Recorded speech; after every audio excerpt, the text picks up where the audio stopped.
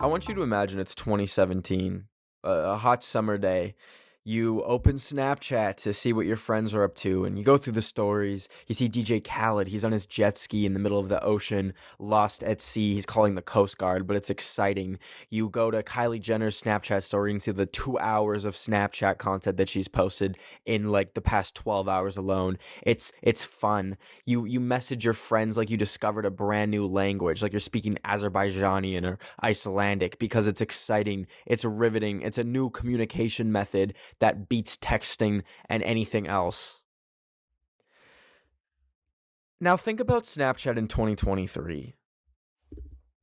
You open it, and the first thing you see is this You look on the Discover page, and it says, you have this publication called Max that says, "My girlfriend won't kiss me." And it's some guy, I don't know what's going on with him. You see a publication called Scammed, and it says, "Fake Ariana Grande is in trouble." You see Hollywood Explained with the headline, "Jenna Ortega was shot." No Jumper says, "Kicked out Jake Paul's house for being trans." We look at this phenomenon, which we'll get into later. 17 magazine, Addison's costume is so revealing, right next to a publication saying, "World's dirtiest man dies shortly after first bath." How did we get to this point, y'all? It's time to wake up and realize that Snapchat is a husk of a fucking app. I'm going to break down the utter downfall of this app and why it is in the state that it is right now, which is dreadful, to put it lightly. As it is right now, Snapchat is barely even an app to communicate with people, because that's not where they make their money, okay? I've never seen an app do so much to make a pretty penny than Snapchat. It truly is insane. And, we could get into social media platforms killing their audience for some profit, but that's a story for another day. Specifically, Snapchat, it's horrendous. The base feature that made it so good that everyone loved was sending people Snapchats. A picture or a video that would disappear in 10 seconds. It was revolutionary. As simple as it was perfect. But obviously, there's no money in that. They can't make money. They tried. You might open Snapchat to see the filters, which once was also revolutionary. And it's like, McDonald's, try the new McDonald's filter to show that you love the new 10-piece nugget with our brand new Cajun sauce. And then every time you use that, Snapchat gets like 20 cents from McDonald's because it was a sponsored lens. That's the closest they got to monetizing that. Now let's look at Stories. Stories was also revolutionary. Keep in mind, all these things that are so revolutionary are like pretty much inventions of 2016, 2017. They haven't really done anything in the past 4 or 5 years that's been mind-blowing. It's all kind of in the past, and they're just beating a dead horse of an app. But you look at Stories and the state that they're in now, and even those got destroyed. What once was a nice little daily highlight reel of what your friends were doing is now bombarded with the Discover page, the dreaded Discover page. To get into how terrible the Snapchat Discover page for me is like opening Pandora's box, because nothing boils my blood on the internet more than literally the Snapchat Discover page. If you're not a frequent user of Snapchat, which I don't even need to really like say this, because everyone's, I'm sure, come across this phenomenon. It's this page when you just are bored as hell on Snapchat and you want to see some friend stories, and all of a sudden you see the most insane headlines ever, which, deep down are fake. It's taking like Google image clickbait from like 2017 and putting a caption on it. It's like someone popping a pimple and like a maggot coming out next to like a Photoshop picture of Kylie Jenner dead. Like, it is such a lawless wasteland, and I don't really understand how it got to this point.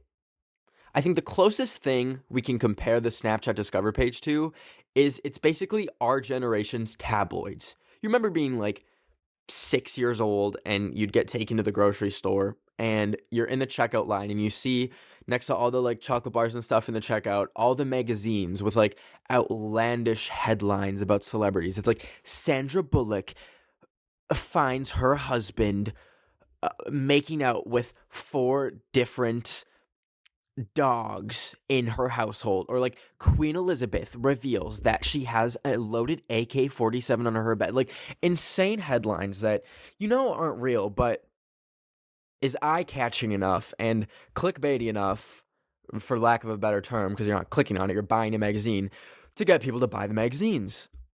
And I'd always see these, and I knew they were just like fluff, like literally, like none of the shit that was in the headlines was real.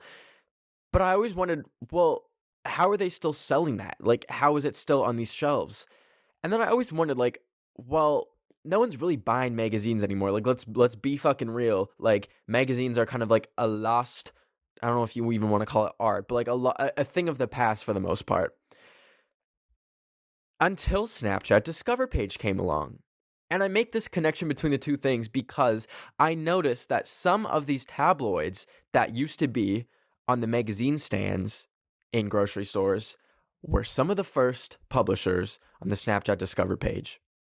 It started off with like actual legitimate like news, and you'd have like kind of the Snapchat celebrities that would really be highlighted on the Snapchat Discover page. It would be like Kylie Jenner and then like NBC News.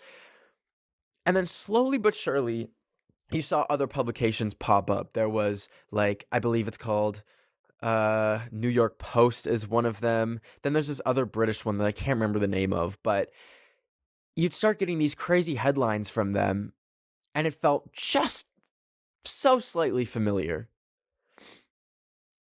And now we're in 2023, and that's all you see. It's literally laughable at this point. I have a running joke with some of my friends where we just screenshot like the craziest headlines and then send it to each other. And if you've ever actually clicked on one of these, if you've ever had the misfortune of falling for one of these like headlines and clicking on what the actual article is, you will never find more hollow content on the internet than the Snapchat Discover page. For example, like the Jenna Ortega was shot thing. I clicked on it. It's about 4 minutes of just pure filler. It's almost like someone went to Jenna Ortega's Wikipedia page and just read like the entire bibliography, and then at the very end it's like, well, Jenna Ortega actually wasn't shot. You won't find there's no better way to waste your time than looking at these articles. And you might wonder, like, why would people like even take the time out of their day to make like such pointless content? Like, no one's really gaining anything from this. Like, no one gets Snapchat famous anymore. Like, gone are the days of DJ Khaled like actually like reviving his entire fucking career because his music is actually terrible just through Snapchat, or Kylie Jenner building an entire brand and like a whole aesthetic off of Snapchat. That doesn't happen anymore. Yet there's tons of people still posting on Snapchat. In fact, there's literal TikTokers that quit TikTok, YouTubers that quit YouTube to do Snapchat. I'm not kidding. Snapchat alone. For example, we're going to get back into stories. David Dobrik.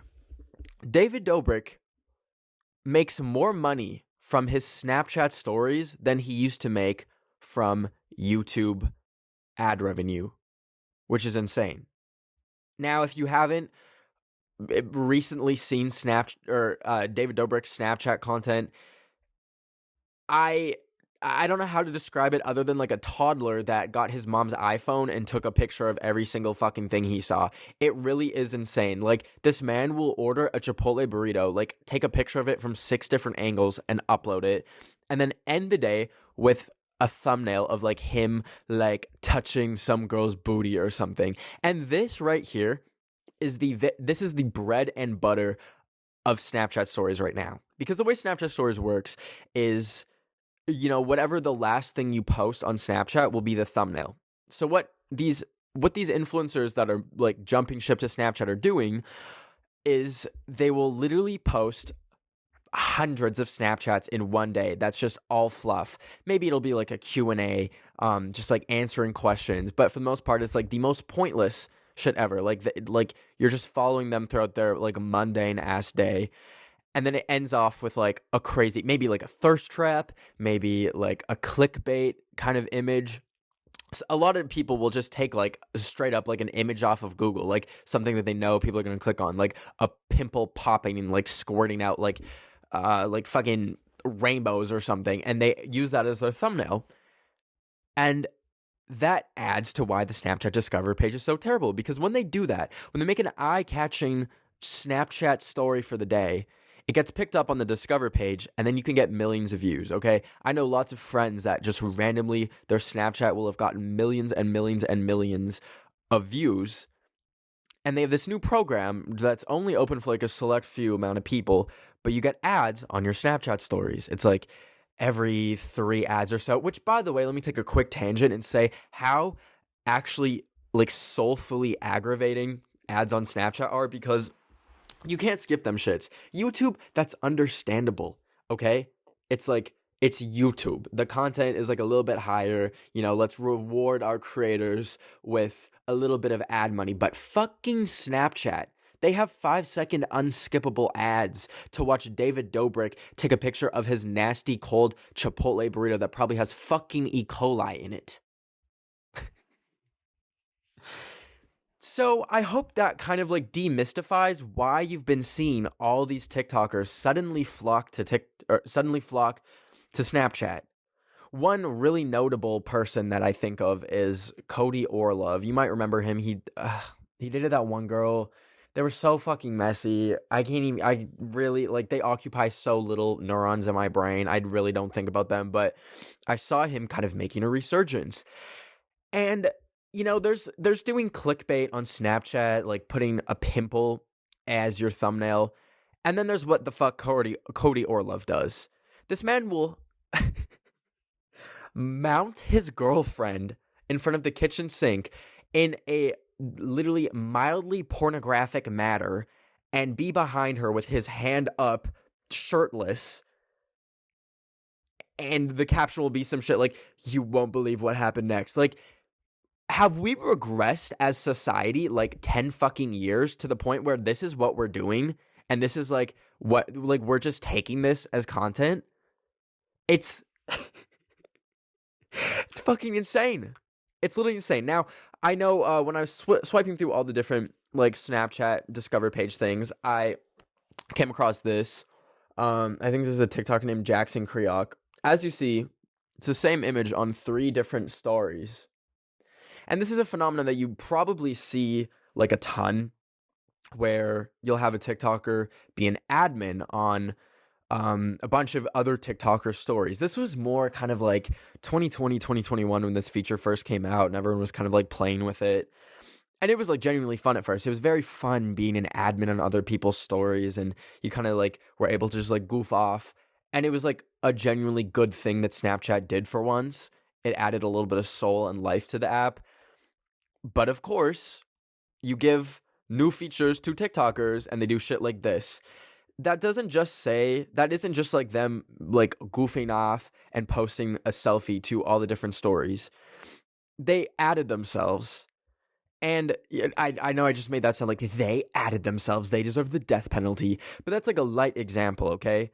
More often than not, when you see this feature being used, people are literally just promoting their own Instagrams or their own TikTok or YouTube accounts. You'll add someone on Snapchat and suddenly you see this random white boy hijacking it, being like, "Watch my new YouTube video," which is like edited on fucking iMovie in 3 seconds on like an iPad, and it's terrible. Like, that's where that feature's at now. And you might be noticing a trend, like it's almost as if every single feature that Snapchat had that once was good went down the shitter. What's that about? So you have these TikTokers jumping ship to Snapchat, and of course there's money, which is one incentive for it.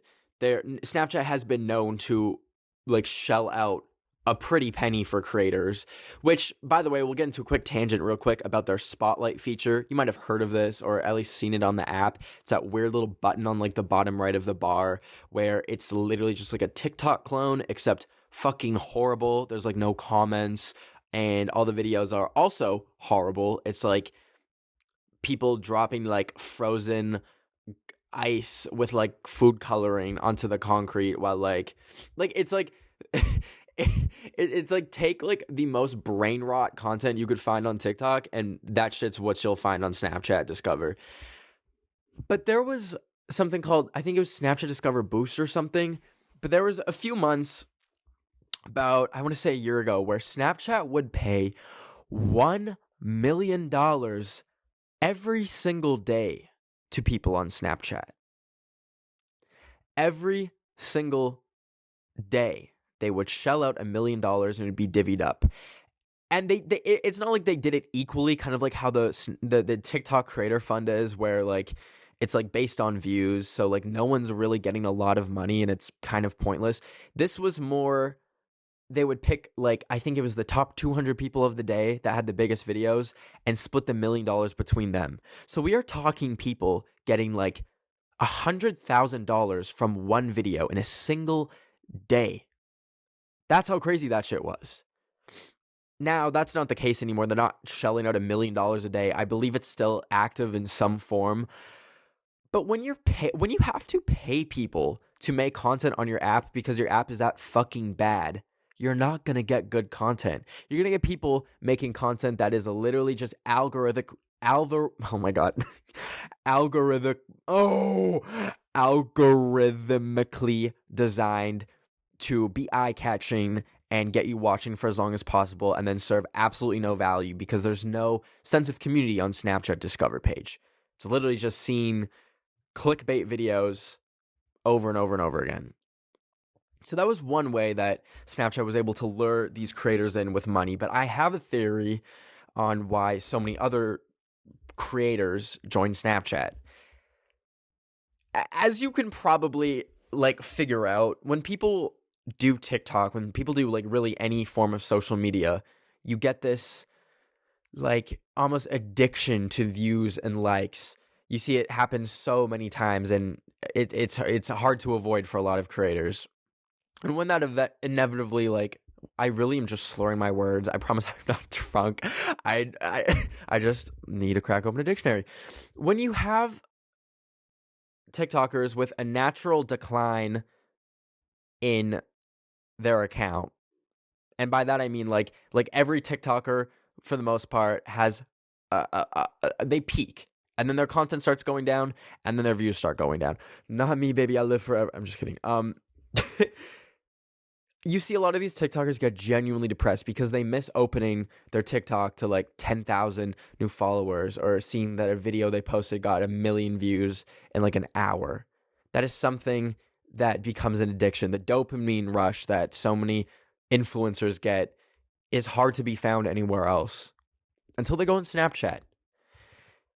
Snapchat, the Discover page has a way of, you know, blowing up people's stories randomly. It truly is so random. Well, not completely random. There's a few cheat codes you can do, which obviously is like a thirst trap. That is a surefire way to get an extra maybe 10,000 views, or double or triple or quadruple, or even get 1 million views on your Snapchat story. So you see a lot of these TikTokers that post on Snapchat, I think, to kind of fulfill this addiction that they have for views and likes. And, you know, take that however you will, but I really think that there isn't a more useless app than Snapchat. You think about how fleeting TikTok is. Can you even name 5 trends from January of 2021? No, it's an infinite content cycle that is just made to play with the fucking neurochemicals in our brain. Like, that's literally all it is. And Snapchat is 100 leagues worse than that. do you like, I really want to like dive into the brains of these people that dedicate so much of their time to like Snapchat content, and like really ask themselves if they think they're like making any sort of impression that's going to last even like a day in someone's mind.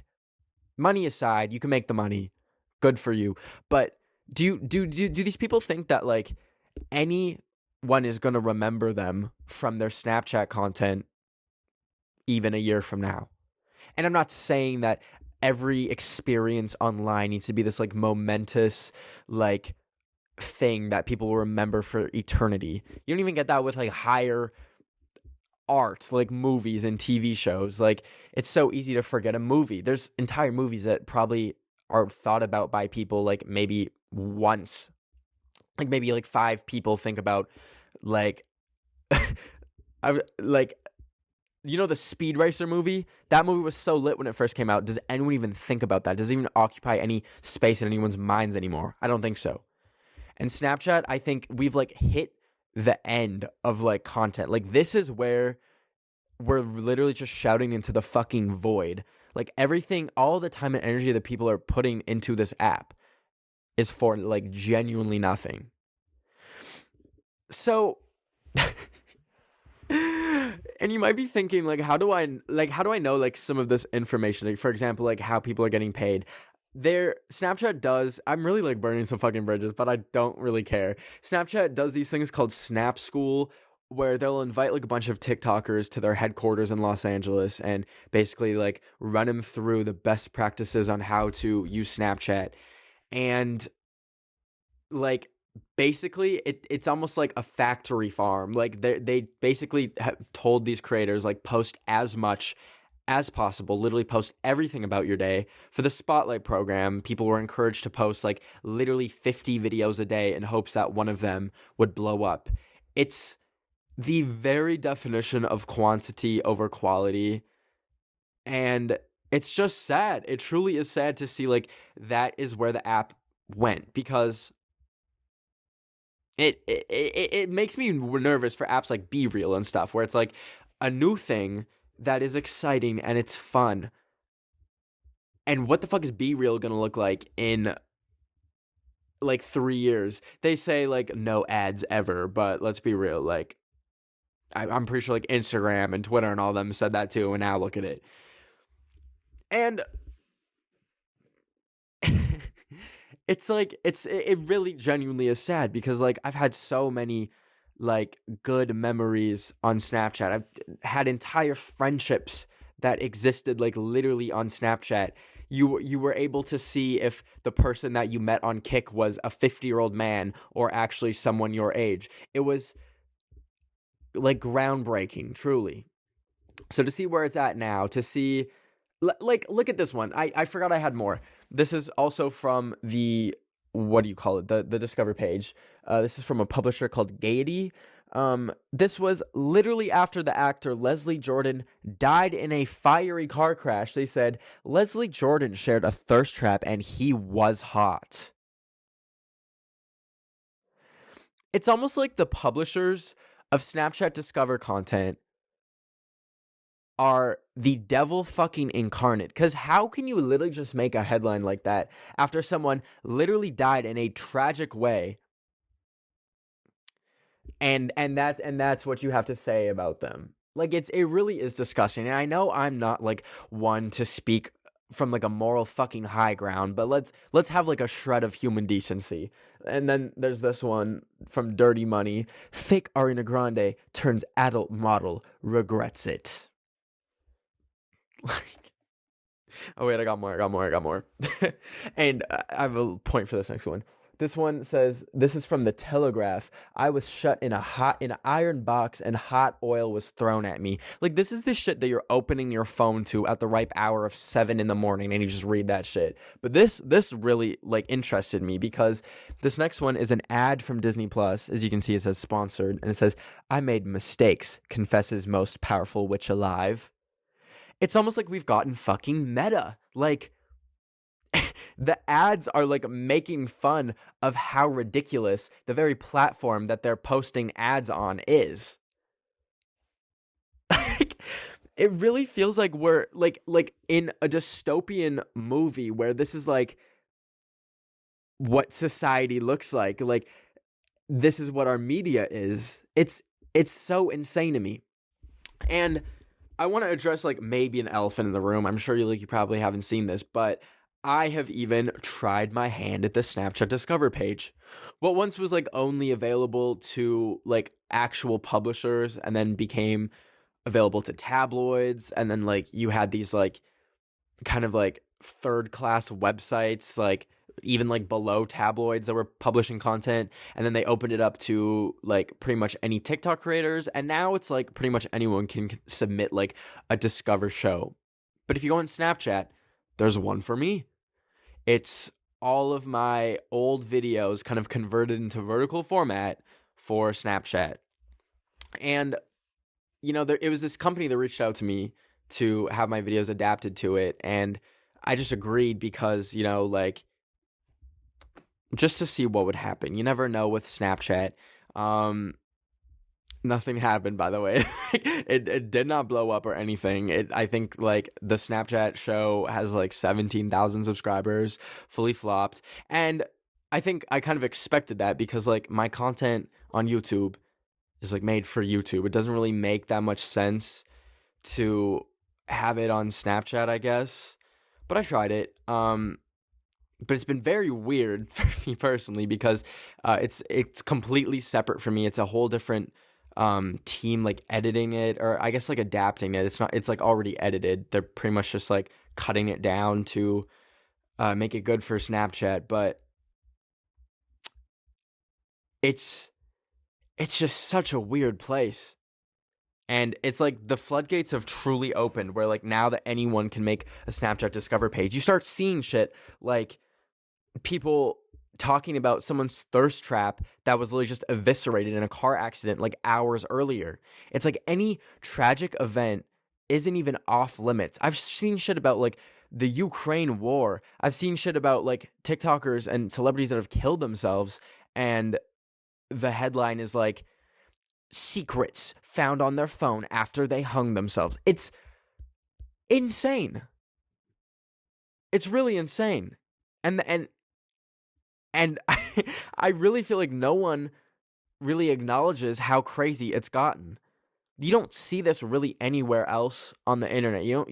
There's obviously clickbait on YouTube, but if it's bad, it flops. Like YouTube at least has a really good way to like weed out clickbait. Like if you click on a video, it has an outrageous thumbnail in the title, and then the video isn't outrageous like the thumbnail promised, you click away, and then YouTube realizes that it's a flop, and then it doesn't promote it. Snapchat is actively making the shit at the top because you click on it